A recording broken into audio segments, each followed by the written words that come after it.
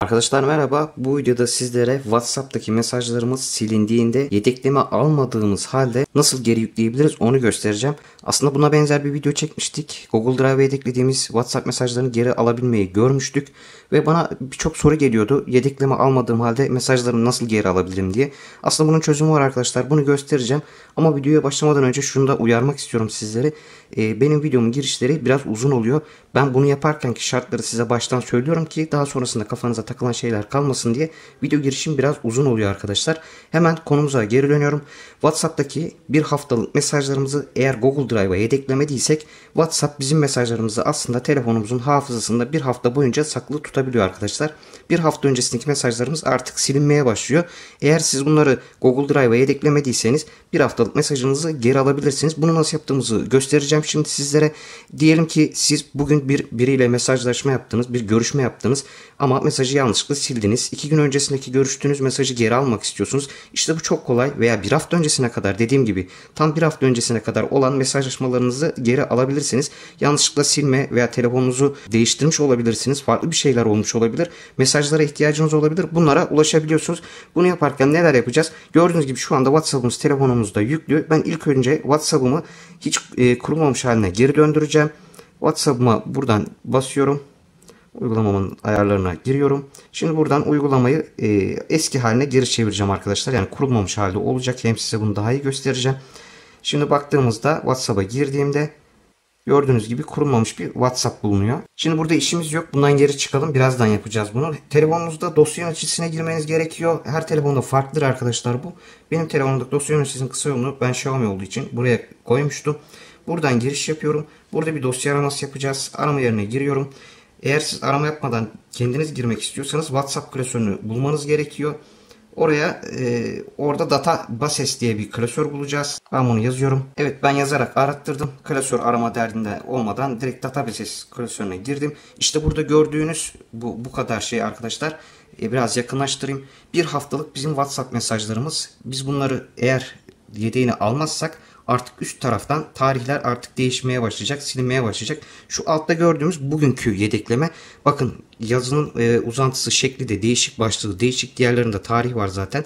Başlık değişik, yani bugün kaydetmeye şu anda devam ediyor. Bugün de tamamlandığı zaman ona da tarih atıp diğer klasöre geçirecek. Üst taraftan da silecek. Size dedim ya, şurada alt taraftaki klasör bugünkü, yani kaydın devam ettiği yer. Eğer biz burada oynama yapmazsak sadece bu en sonki bugünkü mesajını geri alırız. Tabi biz de demiştim ya, 2 gün öncesini alacaksak eğer burada bir oynama yapacağız. Bu klasörün ismini değiştireceğiz ve alacağımız günün klasörün ismini de değiştireceğiz. Bu klasör şu anda aktif klasör olduğu için, yani alabileceğimiz klasör olduğu için bu ismi almamız gerekiyor. Ben buradan üzerine basıyorum. Buradan detaylara girerek yeniden adlandır yazan yere giriş yapacağız arkadaşlar. Basıyorum. Buradaki ismi kopyalayacağım. İsmin tamamını kopyaladım. Bu ismi de bozacağız. Artık telefon bugünün ismini değil, bizim önceki günümüzü alacağı için ben sonuna 1 diyerek yazdım. Klasörümün ismini değiştiriyorum. Ve değiştirilmiş durumda. Şöyle biraz daha yaklaştırayım diyorum, bakın. Ben bugün 28 demiştim. 26'sının ismini değiştirmek istiyorsam buraya bastım. 26'sının üzerinde açılış yapmayacak zaten. 26'sının üzerine giriş yapıyorum. Tekrar gene aynı yere giriş yaparak yeniden adlandır diyorum. Buradaki ismi tamamen siliyorum. Ve buradan yapıştır dediğimde bizim, yani aktif olan, yedeğini telefonumuza çekebileceğimiz olan ismi buraya yapıştırmış olduk. Şimdi bunu da yaptıktan sonra tamam diyorum. Evet, işlemimiz şimdi bitti. Bizim klasörümüz artık bundan sonra bu oluyor. Bakın buradaki isim değişti şimdi. Buradaki bozuk klasör, yani biz bilerek bozduğumuz klasör. Bugünkü, bu zamana kadar aldık klasör. Silmedim. Belki lazım olabilir. Şuradaki isimde, yani üst tarafta olan şu isimde, şöyle biraz daha yaklaştırayım arkadaşlar, bizim yedeğini çekebileceğimiz klasörde bu oluyor. Şimdi bunu nasıl yapacağız? Ben ayın 2 gün öncesinde, yani bugünden 2 gün öncesine ayarlamamı yaptım. Artık yedeğini ben buradan istiyorum. Telefonumuza hemen WhatsApp'a tekrar giriş yapıyoruz. Kurulumlarımızı yapıyoruz. Ben bunların bazı kısımlarını kamera arkasında yapacağım arkadaşlar. Bakın yedekleme bulundu dedi. Az önce ben size yanlış tarih söylemiş olabilirim arkadaşlar. Bugün ayın kaçı olduğu ile alakalı. Bakın burada biraz daha yaklaştırın. Yedekleme bulundu. Burada boyutunu, dosya boyutunu falan yazıyor. Eğer içeriği de okursanız şurada zaten telefonunuzun hafızasında yedekleme bulundu diye yazıyor. Biraz yakınlaştırma yapacağım. İşte dahili hafızamızdaki olan yedeği bulduğu için buradaki işlemi yapıp yapmayacağımızı soruyor.